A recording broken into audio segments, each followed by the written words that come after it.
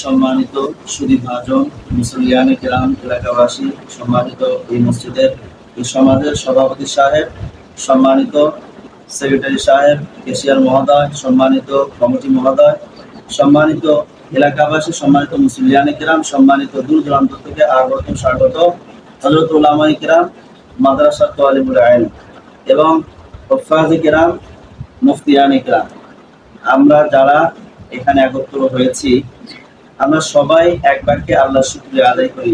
জবান খুলে বলি আলহামদুলিল্লাহ।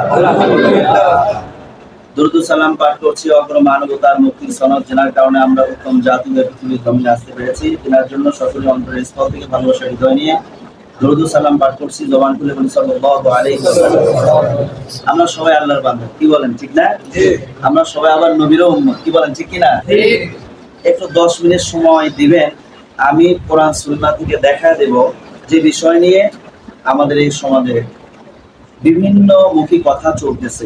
আজকে তার নিরসন হবে ইনশাআল্লাহ, আজকে তার ফয়সালা হবে ইনশাআল্লাহ কোরআন সুন্নাহ থেকে। যদি কোরআনে এরকম আমরা পাই যে কিয়াম করতে আল্লাহ বলছেন বা নবী বলছেন, তাহলে আমরা কিয়াম আজ থেকে আমরা সবাই করব। আর যদি কোথাও কোরআন এবং সুন্নাহে কোথাও নবী যদি নিষেধ করে থাকেন যে তোমরা কিয়াম করো না, তাহলে আজ থেকে আমরা এটা ছেড়ে দেব। কারণ একদম সহিহ হাদিস আমার সামনে আছে, কোরআন সামনে আছে, কোরআনের তাফসীর সামনে আছে। আপনাদের যাদের মন চায় আপনারা এগুলো তৎক্ষণাৎ এগুলো এসে, এই যে আপনি যদি আরবিতে চান আরবিতে আছে, উর্দুতে চান উর্দুতে আছে, বাংলায় চান বাংলায় আছে, যেভাবে আপনি দেখতে চান আমরা সেভাবেই দেখাবো ইনশাআল্লাহ। তবে নবীর ভাষা কি ছিল বলেন দেখি? আরবের ভাষা কি? আরবি। আল্লাহর ভাষা কি বলেন? আরবি। কোরআনের ভাষাটা কি? আরবি। হাদিসের ভাষা আরবি। সেজন্য আমরা আরবি থেকেই দেখাবো, আরবি নবীর হাদিস পড়ায় শোনাবো, আল্লাহর কোরআন আরবিতেই পড়া শোনাবো, কিন্তু বাংলা দিয়ে একটু বুঝায় দেব সংক্ষিপ্ত ভাবে। যাদের মধ্যে কমন সেন্স আছে তারা আমার সামান্য অল্প সময়ের মধ্যে 2-1টা হাদিস আমি পড়ব, দেখায় দেবো সরাসরি। দেখলে শুনলে আপনারা বুঝবেন আসলে ভ্রান্তি কোন জায়গায়, ভুলটা আমাদের মাঝে না অন্য কারো মাঝে। এই জন্য আমরা দলিল হিসাবে নেব কোরআন এবং নবীর সুন্নাহ। কোরআন এবং নবীর কেন নেব? আল্লাহ তাআলা কোরআনে বলছেন, সূরাতুল হাশরের মধ্যে আল্লাহ তাআলা বলছেন, সূরাতুল হাশর 7 নম্বর আয়াতে আল্লাহ বলছেন, ওয়ামা আতাকুমুর রাসূলু ফাখুযু ওয়ামা নাহাকুম আনহু ফান্তাহু। আল্লাহ তাআলা বলেন যে তোমাদের নিকটে আমার রাসূল যা নিয়ে এসেছে তা তোমরা পাকড়াও করো, ধরো, আমল করো। আর নবী তোমাদেরকে যা নিষেধ করেছেন, রাসূল তোমাদেরকে যা নিষেধ করেছেন তা তোমরা বর্জন করো, ছেড়ে দাও। কথা বলেন ঠিক কিনা? আর বলেছি কোরআন থেকে, কোরআনের হাফেজ এখানে আছে। আবার আপনারা অনেকে কোরআন পড়তে জানেন, অনেক মুসল্লি আছে যারা কোরআন পড়তে জানেন।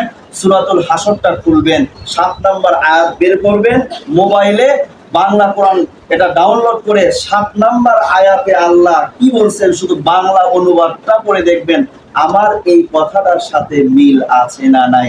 তাহলে আমি বুঝাইতে চাইলাম যে তোমাদের নিকটে, আল্লাহ বলেন তোমাদের নিকটে রাসূল যা নিয়ে আছে সেটা তোমরা ধরো, সেটা তোমরা আমল করো, পাকড়াও, ধরো। আর তোমাদেরকে যা নবীজি নিষেধ করছে সেটাকে কি করো? ছেড়ে দাও, বর্জন করো। তাহলে আসেন সেই নবী কিয়ামের ব্যাপারে কি বলছেন। সরাসরি কোনো আমাদের এখানে মুকাদ্দমা ভূমিকা নাই, সরাসরি ডাইরেক্টলি আমরা হাদিসের মধ্যে চলে যাব। সুনানে তিরমিজি 2 নম্বর খণ্ড 104 নম্বর পৃষ্ঠা। সুনানে তিরমিজি 2 নম্বর খণ্ড 104 নম্বর পৃষ্ঠা, হাদিস নাম্বার 2700, হাদিস নাম্বার 2754, হাদিস নাম্বার 2754। বুঝতে পারছেন? তিরমিজি, এই যে সুনানে তিরমিজি, জামে তিরমিজি, রাসূলুল্লাহ সাল্লাল্লাহু আলাইহি ওয়াসাল্লামের হাদিসের মধ্যে থেকে যেগুলো সিয়াসিত্তা বলা হয়, সহিহ হাদিস গ্রন্থ, বুখারী, মুসলিম, জানেন না আপনারা? অনেকেই জানে, অনেক শিক্ষিত ভাজন আছেন। আমার স্যার এখানে আছে, স্যারও বোঝে এগুলো, স্যার কিন্তু পড়ে, অনেক লেখাপড়া করে। তো সহিহ বুখারী, সহিহ মুসলিম, সুনানে তিরমিজি, আবু দাউদ, নাসাই, ইবনে মাজাহ, এই 6খানা হলো সহিহ হাদিসের সিয়াসিত্তা কিতাব যাকে বলে। সিয়াসিত্তা মানে 6খানা সহিহ হাদিসের কিতাব। তার মধ্যে থেকে এই যে সুনানে তিরমিজি, জামে তিরমিজি 2 নম্বর খণ্ড 104 নম্বর পৃষ্ঠা। কয় নম্বর পৃষ্ঠা বলেন? আপনারা ইচ্ছা করলে কম্পিউটারে, ল্যাপটপে, ইন্টারনেটে এবং এই কিতাবগুলো দেখতেছেন, এগুলো সব ইন্ডিয়া থেকে আনা, এগুলো সব আসল কিতাব। অনেক টাকা খরচ করে এগুলো অর্ডার করে আমি এই কিতাবগুলো নিয়ে এসেছি। সিরমুখ হাফিজিয়া মাদ্রাসায় গেলে দেখবেন আলমারি ভরা শুধু কিতাব আর কিতাব। দেখে আসবেন, একটা নজর দেখে আসবেন, রসুলের হাদিস এগুলো দেখেন। আমি আপনাদের থেকে শুনে দেই যে কিয়াম সম্পর্কে নবীজি কি বলছে।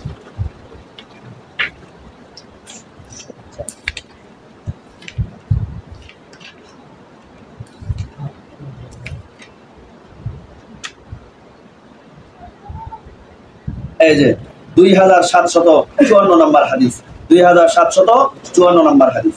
লেখেন হাদিস, যারা আপনারা কলম নিয়ে আছেন, খাতা নিয়ে আছেন, এগুলো নোট করেন। পরে যে আপনারা সার্চ করবেন, ইন্টারনেটে সার্চ করে এই হাদিসগুলো দেখবেন।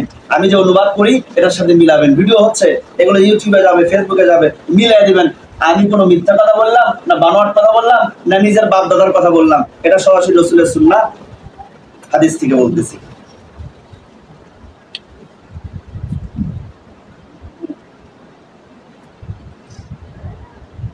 দেখেন, عن أنس رضي الله تعالى عنه قال لم يكن شخص أحب إليه من رسول الله صلى الله عليه وسلم। দুই একজন এখানে আসে দেখতে পারেন আমি যেটা পড়তেছি, দুই একজন যারা আরবি পড়তে জানে, দুই একজন এখানে আসতে এসে দেখতে পারেন যে আসলে আমি মিথ্যা বলতেছি না, নোট ধরছি এক জায়গায়, পড়তেছি আর এক জায়গায়। এই হাদিসগুলো, এই যে ভিডিও থাকলো, এগুলো দেখে দেখে আপনারা ইন্টারনেটে সার্চ দিবেন। যারা ওই যে শিক্ষিত ভালো আছেন, মিডিয়া ভাইরা আছেন, অবশ্যই এই হাদিসগুলো পাওয়া যাবে, অনুবাদ পাওয়া যাবে।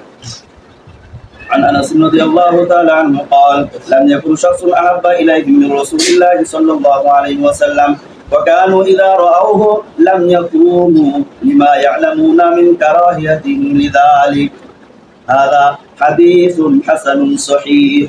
إذا كان صحيح صحيح দেখেন একটু আসেন স্যার, একটু আসেন, এই যে সহিহ দেখেন, দেখেন সহিহ হাদিসটা কি সহিহ হাদিস। কি বলছেন অনুবাদটা শুনেন। বলেন হযরত আনাস রাদিয়াল্লাহু তাআলা আনহু হতে বর্ণিত, তিনি বলেন যে সাহাবায়ে কেরামদের নিকটে রাসূলুল্লাহ সাল্লাল্লাহু আলাইহি সাল্লাম থেকে প্রিয় কোনো ব্যক্তি আর ছিল না। প্রিয় কোনো ব্যক্তি ছিল না কাদের নিকটে? সাহাবায়ে কেরামদের নিকটে। সাহাবায়ে কেরামদের নিকটে নবীর চেয়ে, রাসূলের চেয়ে প্রিয় আর কোনো ব্যক্তি ছিল না। ওয়া কানু ইযা রাআউহু, যখন সাহাবায়ে কেরাম রাসূলকে দেখতেন, সাহাবায়ে কেরাম যখন কাকে দেখতেন? রাসূলকে দেখতেন, দেখা মাত্র লাম ইয়াকুমু, তারা কিয়াম করতেন না।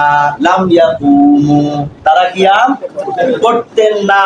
কেন কিয়াম করতেন না? কারণটা বলছে লিমা ইয়ালামুনা মিন কারাহিয়াতিহি লিযালিক, কারণ তেনারা জানতেন রাসূলুল্লাহ এই জিনিসটাকে, এই কিয়ামকে অপছন্দ করেন। তারা জানতেন এই কিয়ামকে কি করেন? অপছন্দ করেন।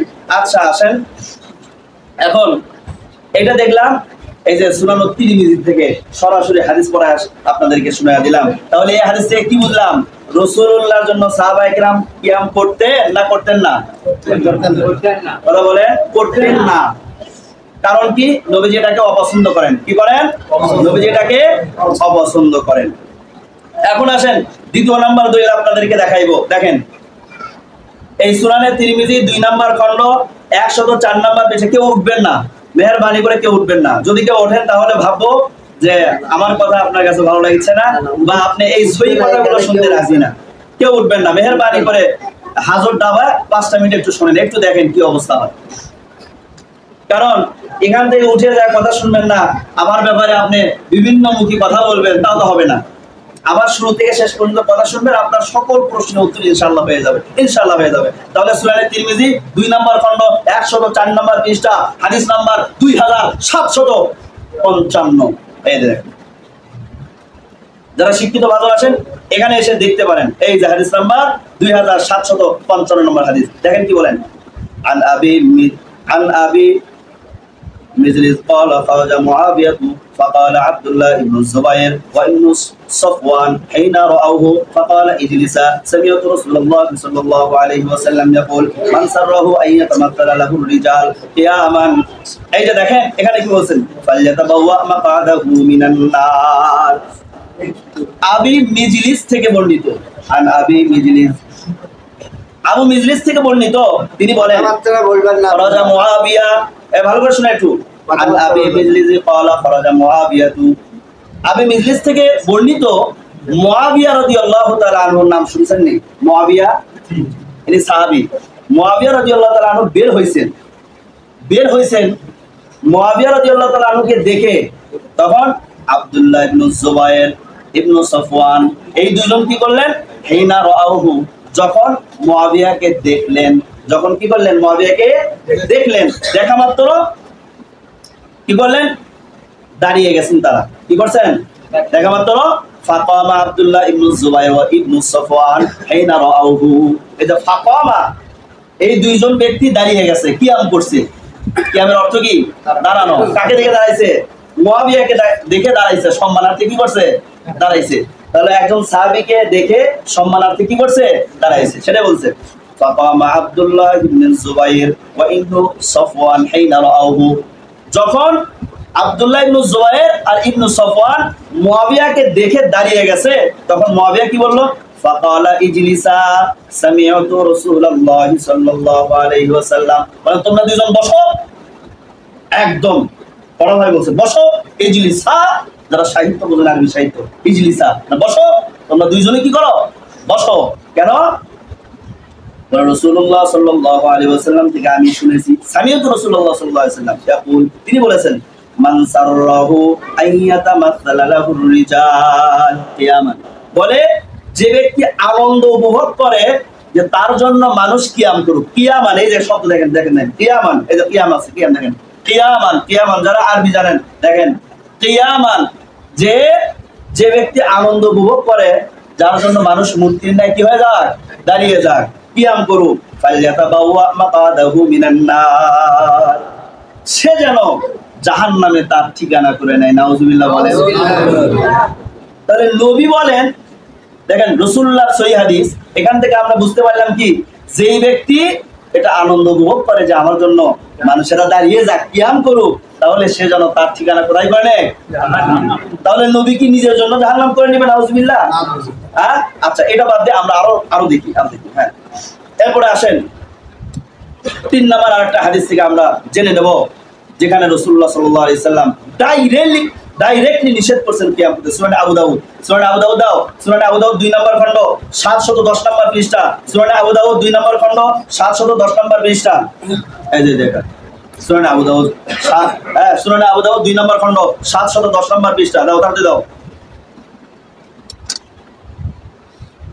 হাদিস নাম্বার 5230, হাদিস নাম্বার 5230, সুনানে আবু দাউদ 2 নম্বর খণ্ড 710 নম্বর পৃষ্ঠা, হাদিস নাম্বার 5230। এই যে আছে দেখেন, এই যে দেখেন 710 নম্বর পৃষ্ঠা, এটা আরবি দিয়ে লেখা। 710 নম্বর পৃষ্ঠা, এখানে দেখেন কি বলছেন। 710 নম্বর পৃষ্ঠা, হাদিস নাম্বার কত? 5230। হাদিস নাম্বার কত? 5000। ইন্টারনেটে সার্চ দিবেন, ডাইরেক্টলি আমার নবী, মায়ার নবী, দয়ার নবী, রহমতের নবী, দয়ার নবী, করুণার নবী, তিনি বলছেন তোমরা কিয়াম করো না। দেখেন কি লিখছে, একবার ডাইরেক্ট হাদিস দেন। 5000 কত বললাম? 5230 নম্বর হাদিস। ইন্টারনেটে সার্চ করলে চলে আসবে, বাংলাটাও চলে আসবে, দেখবেন আমরা কি বলছেন। দেখেন এই যে 5230 নম্বর হাদিস।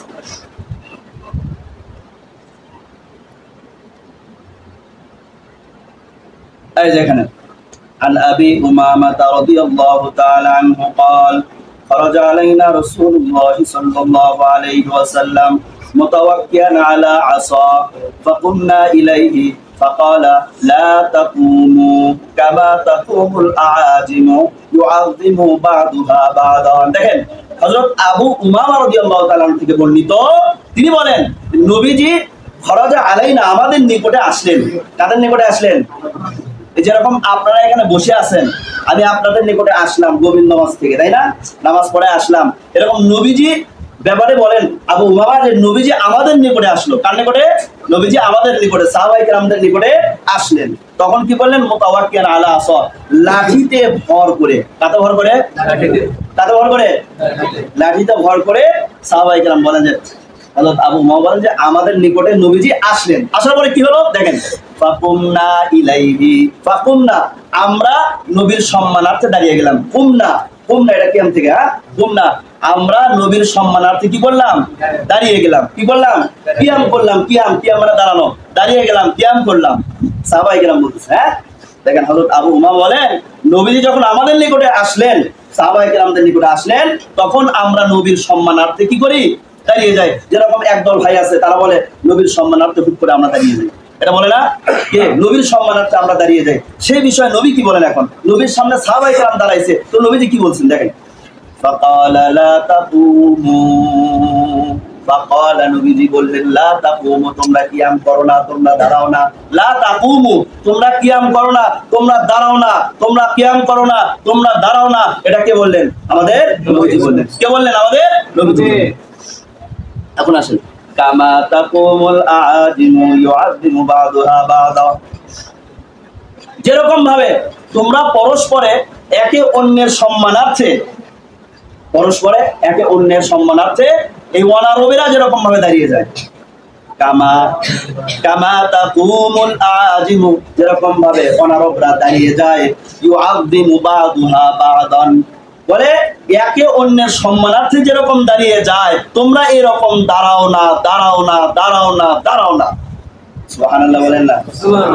একদম সরাসরি একটা অক্ষর এদিক সেদিক হবে না। আপনারা ইন্টারনেটে সার্চ করবেন এই হাদিস, হাদিস নাম্বার বলছি আমি, সেই হাদিস থেকে কিতাবের নাম বললাম, পৃষ্ঠা নাম্বার বললাম, খণ্ড নাম্বার বললাম, হাদিস নাম্বার বললাম। এই হাদিসে যদি আপনি প্রমাণ করতে পারেন নবী কিয়াম করতে বলছে, দাঁড়াইতে বলছে, তাহলে আমরাও আজ থেকে ইনশাআল্লাহ কিয়াম করব। আপনারা দেখেন আমার কথার সাথে যদি একমত না হয় তাহলে আমরাও কিয়াম করবো। কি হয়েছে? কিন্তু নবীজি যেহেতু নিষেধ করছেন, আল্লাহ কোরআনে বললেন নবী যা তোমাদেরকে নিষেধ করে সেটাকে বর্জন করো। এটা কোরআনের আয়াত, সূরাতুল হাসর 7 নম্বর আয়াত খুলে দেখবেন। আল্লাহ বলছেন আমার নবী যদি তোমাদেরকে নিষেধ করে, যেই জিনিস থেকে নিষেধ করে সেটা তোমরা বর্জন করো। আর নবী কিয়াম করতে নিষেধ করলেন, তাহলে আপনাদের কাছে সবার কাছে প্রশ্ন, আমরা কি এখন কিয়াম করব না নবীর কথা অনুযায়ী, নবীর কথা অনুযায়ী আমরা বর্ণন করব? কথা বলেন না কেন? তাহলে আচ্ছা বলেন, আল্লাহ বললেন তোমাদের রসুল যদি নিষেধ করে কোনো বিষয়ে তোমরা সেটাকে বর্জন করো, তাহলে আল্লাহ এই বিষয়ে নিষেধ করলেন, কিয়াম করতে নিষেধ করলেন। এখন বলেন আল্লাহর রসুলকে যদি মানি কাকে মানা হবে? আল্লাহর কোরআনের আদেশ না এটা? আল্লাহর রসুলকে যদি মানি কাকে মানা হবে? আল্লাহকে। আর আল্লাহর রসুলকে এই বিষয়ে যদি না মানি তাহলে কাকে অমান্য করা হবে? এখন কেউ যদি আল্লাহকে অমান্য করে, কোরআনের এই আয়াতকে অস্বীকার করে, তার ঈমান থাকবে? সে কি হবে? আমরা বলবো না। কি হবে? আমরা বলবো না।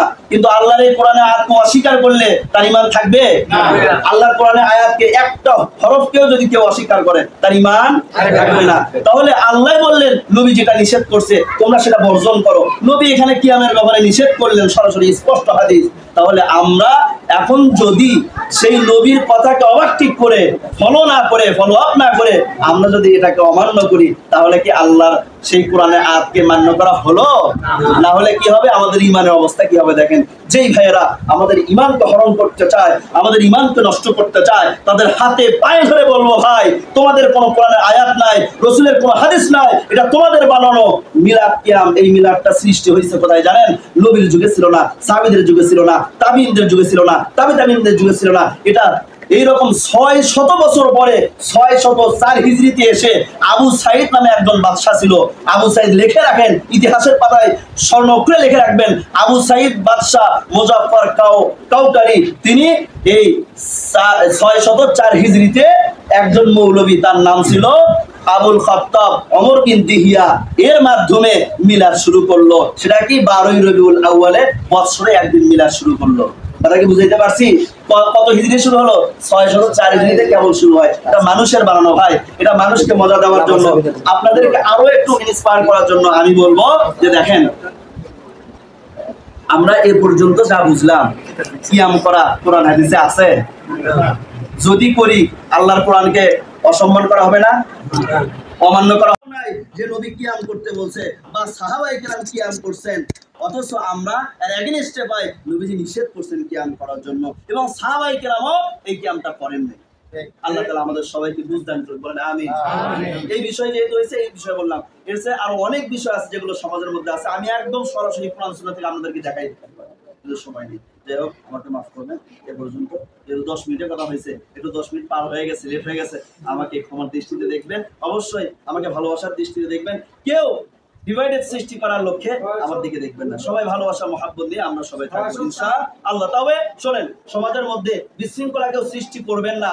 সবাই মিল মহাব্বতে, পারস্পরিক ভালোবাসা, আন্তরিকতা, মিল মহাব্বতের মাধ্যমে আমরা অবশ্যই থাকবো। কেউ কাউকে কটু কথা বলবো না, কেউ কাউকে বাঁকা চোখে দেখবো না, কেউ কাউকে বাঁকা নজরে দেখবো না। অবশ্যই যারা এর বিপরীত আছে তাদেরকে সবাই ভালোবাসবো ইনশাআল্লাহ। ভাইরা শোনেন, যারা ইতিপূর্বে এগুলো করছে তাদেরকে আমি দোষ দেই না, কারণ তারা সোনার ছেলে, তাদের অন্তরগুলো কমল হৃদয়ের মানুষটা, তাদেরকে তারা যেটাই বুঝাইছে সেটাই বুঝছে। তাহলে তাদের কিন্তু ভুল না, ভুল হচ্ছে যারা শিখেছে তাদের ভুল, ঠিক কিনা? আমি অনুরোধ করবো কেউ কাউকে বাঁকা নজরে দেখবেন না, সবাই সবাইকে ভালোবাসবেন, এক হয়ে থাকবেন। মুসলমান সবাই এক। একজন মুসলমানের যদি চক্ষু ব্যথিত হয়, ব্যথায় জর্জরিত হয়, তাহলে সমস্ত মুসলমান সেই ব্যথায় জর্জরিত হতে হবে, ঠিক কিনা? আমরা মুসলমান, আল্লাহ রাসূল বলেছেন সমস্ত মুসলমান একটা শরীরের মতো। একটা শরীরের যে অঙ্গ প্রত্যঙ্গ আছে, কোন একটা অঙ্গ প্রত্যঙ্গগুলো যদি ব্যথিত হয়ে যায়, ব্যথায় জর্জরিত হয়ে যায়, তাহলে অন্য অঙ্গ প্রত্যঙ্গগুলো সেই ব্যথার ব্যথা অনুভব করে কিনা? তেমনি ভাবে আমার মুসলমান ভাই একজন যদি বিপদে থাকে, একজন যদি মুসিবতে থাকে, তাহলে সমস্ত মুসলমান তার মুসিবতে, তার ব্যথায় ব্যথিত হতে হবে, ঠিক কিনা? এজন্য ফিলিস্তিনের মুসলমান সহ সারা বিশ্বে যত মুসলমান ব্যথিত হয়ে আছে, মুসিবতে আছে, অসুস্থতা আক্রান্ত হয়ে আছে, সবার জন্য দোয়া করব। আল্লাহ সবাইকে মুসিবত থেকে মুক্তি দান করেন, সবাইকে সুস্থতা দান করেন। আল্লাহ আমাদের সবাইকে মিলেমিশে থাকবার তৌফিক দান করেন। এরপরে এই সহি কথা এত সুন্দর করে বোঝানোর পরে কারো যদি বোঝার কোনো ত্রুটি থাকে, তাহলে আমাদের মাদ্রাসায় আসবেন, আমরা বুঝিয়ে দেব, ঠিক আছে? এ পর্যন্ত আমরা সময় মেনে নিলাম তো ইনশাআল্লাহ। কিয়ামপন্থীরা যে পরাজয়, কথা বলেন ঠিক কিনা? কিন্তু তাদের কাউকে বাঁকা চোখে আমরা দেখবো না, কথা বলেন ঠিক কিনা? সবাইকে মহাব্বত করবো, ভালোবাসবো, একই প্লেটে খাবো, একই দস্তরখানায় খাবো, একই সাথে আমরা নামাজ পড়বো, কথা বলেন ঠিক কিনা? তাদেরকে বুঝাইবো, আপনারা আসেন, ফিরে আসেন। আল্লাহ তাআলা সবাইকে কবুল করুন। আসসালামু আলাইকুম ওয়া রাহমাতুল্লাহ।